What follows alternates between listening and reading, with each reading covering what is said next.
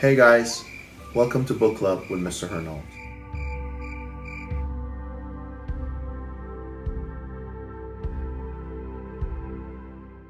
You know what time it is. It's time to find a nice, comfortable space in your home.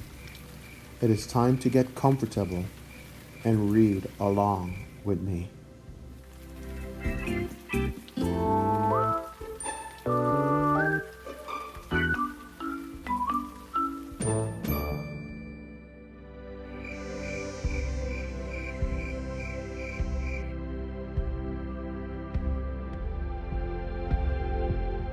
Before we start reading, please take a moment to check out our chapter discussion questions and the vocabulary words that are posted on our Google Classroom.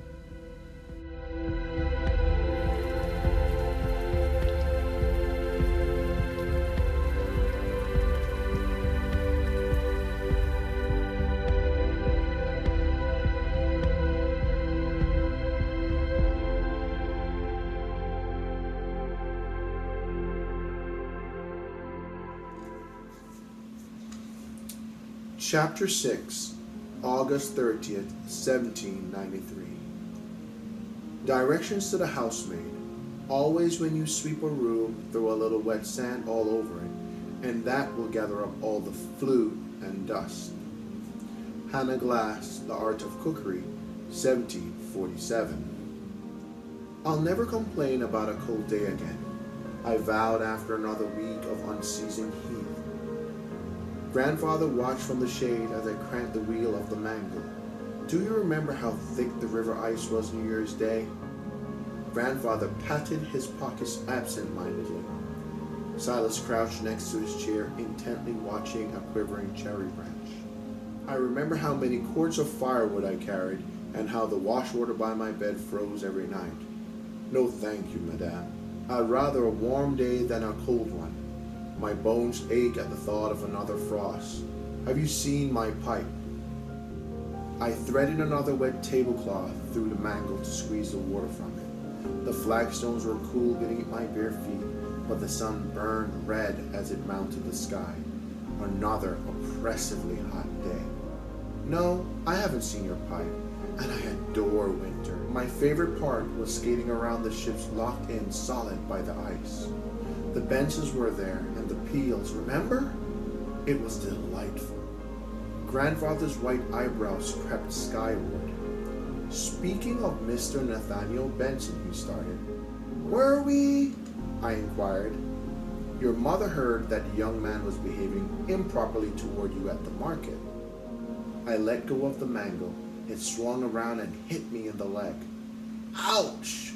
No, I mean, Nathaniel was a gentleman. He expressed his condolences on the death of Polly Logan. Grandfather coughed once. Better he should express himself into a better apprenticeship. He'll come of nothing dabbling in Peel's paint pots. The tablecloth came out the end of the mangle, and I dropped it into a hickory basket. I waved at the bugs hovering above my head. I do not wish to discuss Nathaniel Benson. That market is full of busybodies, I grumbled. You are right about that. Let me help you, girl. Grandfather rose stiffly. We each took a handle of the basket and carried it to the clothesline, a rope strung between two wooden frames that we used for drying clothes and linens. Silas crept to the base of the cherry tree, tail twitching, head steady. Eliza came through the gate as we spread the tablecloths over the lines to dry. She certainly has you busy, Eliza chuckled. All of us, answered Grandfather. Look there. He pointed to two sacks by the back door. She sent me to fetch those Arabica beans. Me, the hero of Trenton and Germantown, reduced to a simple errand boy. What has the world come to? Father, are you trying to kill us all? My mother yelled from the kitchen window. Your pipe is near to burn a hole in the table. And where are those coffee beans? We'll have customers soon. Some days I'd rather face the British again than listen to the sound of my dear daughter-in-law, Grandfather said. Oh, look at the cat! Silas' tail shot up like a warning flag. He had sighted the enemy, a squirrel. It scampered down the cherry's trunk and ran between grandfather and Eliza. Silas leapt to the chase. They raced twice around the garden and under the mango. The squirrel scrambled up the side of the necessary to the roof. Silas slowed for a heartbeat, then leapt to the fence to gain access to the roof and his furry meal. The squirrel jumped to the ground and dashed back across the yard, intent on his cherry tree. "Who wants to wager against a cat?" asked grandfather. "I say he'll have squirrel soup for his supper." Silas closed in on the bushy tail. The squirrel lurched left and made a desperate leap onto my clean laundry. Silas followed. The clothes horse collapsed under the weight of the stupid beast, sending angry cat and white linen into the red dust. "Hey!" I hollered. Silas yowled. Eliza and grandfather burst into laugh. "Very droll," I said. The midday meal was near over by the time I had rewashed the tablecloths. Cold chicken, crisp pickles, butter biscuits, and peach pie were laid out on the table. Mother and grandfather were on their second mugs of apple cider when I finally sat down. "What do you think we should do with our extra earnings, Maddie?" grandfather asked. "I beg your pardon, sir? Your grandfather has a foolish notion that we should go into trade," explained Mother. "Open a regular store for the hordes of people who are going to settle at this end of the city any day now. No need for a mocking tone, Lucille. We should use our windfall to improve our prospects. If it were up to you, we'd bury the money in the backyard to benefit the worms." Mother pressed her lips together tightly and set a second piece of chicken on my plate. "Eat," she instructed. "You've worked hard. I don't want you getting sick." I pushed the chicken to the side. I had plenty of ideas about running the coffee house, all of them different from Mother's. "First, we should buy another coffee urn to serve customers with more haste," I said. I pointed a pickle toward the north wall. "Next is to expand into Mr. Watson's lot. That way we could offer proper meals, not just tidbits and rolls. You could serve roast and mutton chops, and we could have an upstairs meeting room for the gentlemen, like the coffee houses by the wharves." I took a bite of the pickle. "And we could reserve space to sell paintings and combs and fripperies from France." "Paintings? Fripperies?" asked grandfather. "There is no use talking of expansion, either of you," Mother said. "Our custom improves because business by the docks declines. It's a talk of fever. People are afraid to venture out by the river. Philadelphia suffers fevers every August," said grandfather. "This season it is those cursed refugees. They brought it, just as the ships from Barbados brought it 30 years ago. The mayor should quarantine them on Hog Island for a few weeks and the fever would pass." He lifted his mug to King George. The parrot drank. "Must you encourage that creature?" Mother asked. "Perhaps we should leave, just until the weather breaks. Elizabeth Batchel's family left this morning." "I say, we keep our heads and turn a tidy profit," grandfather continued. "Let others flee. We cooks are made of stronger stuff." "Be that as it may, the increased profits are temporary," said Mother. "The fever will pass, and these new customers will go back to the wharves. If we do save some money, we'll keep it for a time when business lags." I thought grandfather was right.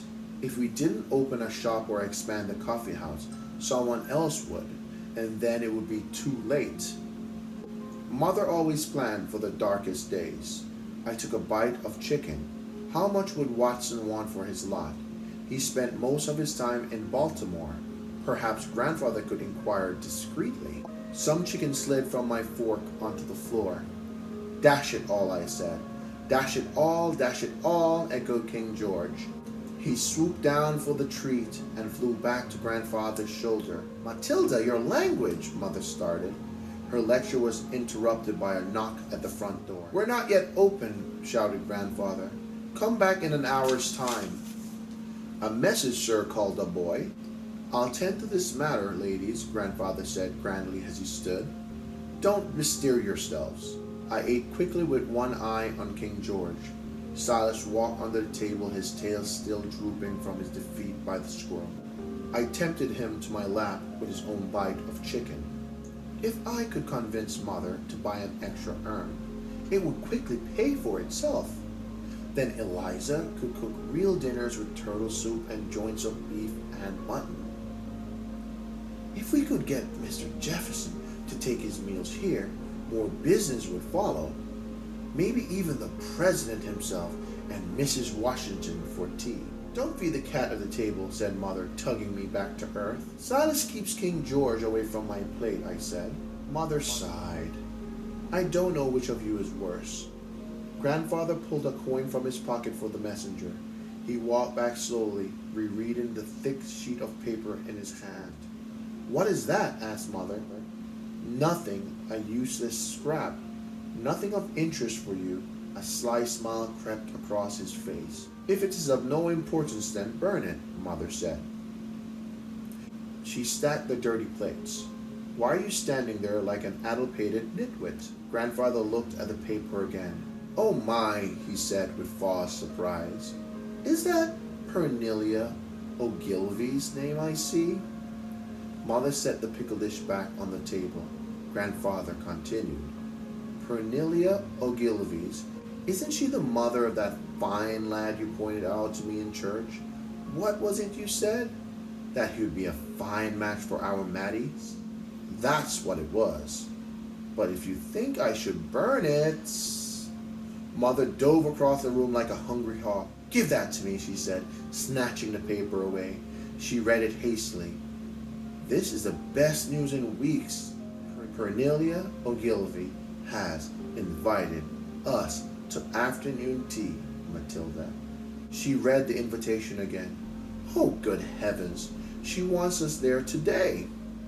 We can't go to tea today, I said. The shop is too busy.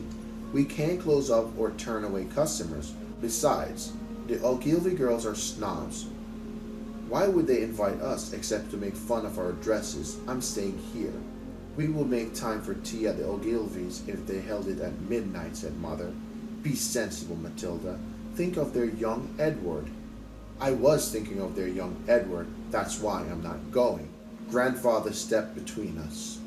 Matilda, he said in a honey voice, of all the maids in our city, surely you deserve a day of rest. A day to drink tea and eat sweet cakes. But if you must stay here, I am sure your mother and Eliza would be able to find a suitable list of chores to keep you from boredom. You know how they detest idleness. The kettles, I thought. They'll make me scour the kettles again. My hands ache at the thought. And I've heard their cook excels at pastries. Don't give their young Edward a thought. Enjoy yourself. Let your mother enjoy herself. I will direct the replacement troops here at the coffee house. Mother looked at the old man. He just wanted a quiet afternoon. That much was clear. I saw him wink at her. I didn't know which one made me angrier, but somehow they had both won. Fine, I said. We'll go to tea. Huzzah! As soon as I conceded defeat, Mother turned her attention to the most important issue, tea drinking clothes. We had tea buying clothes, tea brewing clothes, and tea serving clothes, but we had no taking tea with the Ogilvy's clothes. Mother's solution lay in the bottom of the trunk in our chamber. She would wear her unfashionable ivory-colored gown, last seen at the Victory Ball after the war. She said it only had a few stains and fit well. At least she didn't run to fat like some she could name. That was that. Finding the proper clothes for me was another matter entirely. I could wear my church petticoat, but I needed a proper short gown to cover the bodice. My one fancy short gown was too small, and I hadn't filled out enough to wear any of Mother's cast-offs. You'll have to wear the old one, she said. I'll let out the side seams as far as they can go. Perhaps Eliza could do something with your hair. You are determined to make this as unpleasant as possible, aren't you? I asked. For once, my short-tempered answer did not rile her. Pretend you're in France there, she said lightly. The ladies there always do their hair. Eliza's idea of a hairstyle began with brushing me bald. The more I whimpered, the harder she tugged. In the end, I bit my lip and sulked. I'll sit nicely at the table, I said, but you can't force me to talk to their young Edward. Hush!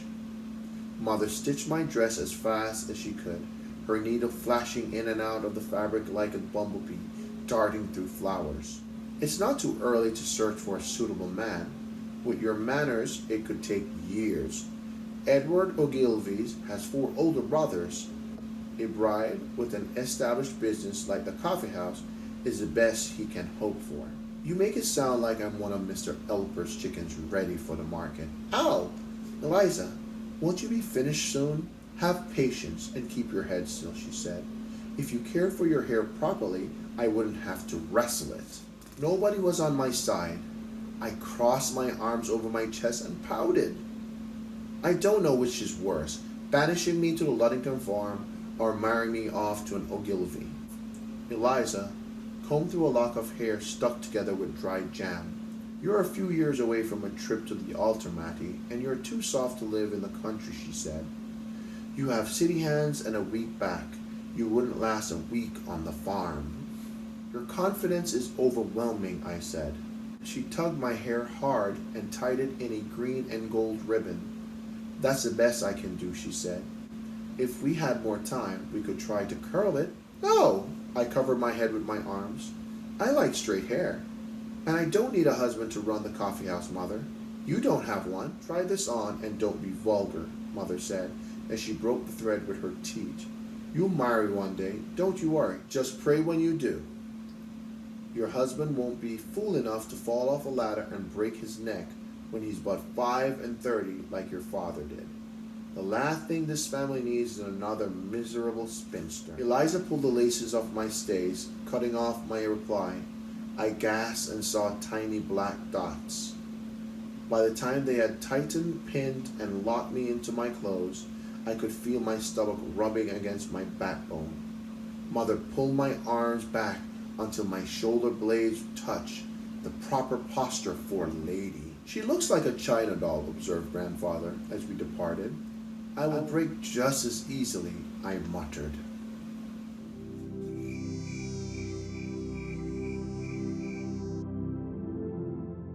Night, guys, and thank you for stopping by ELA 7 Book Club with Mr. Hernall. I look forward to reading with you tomorrow.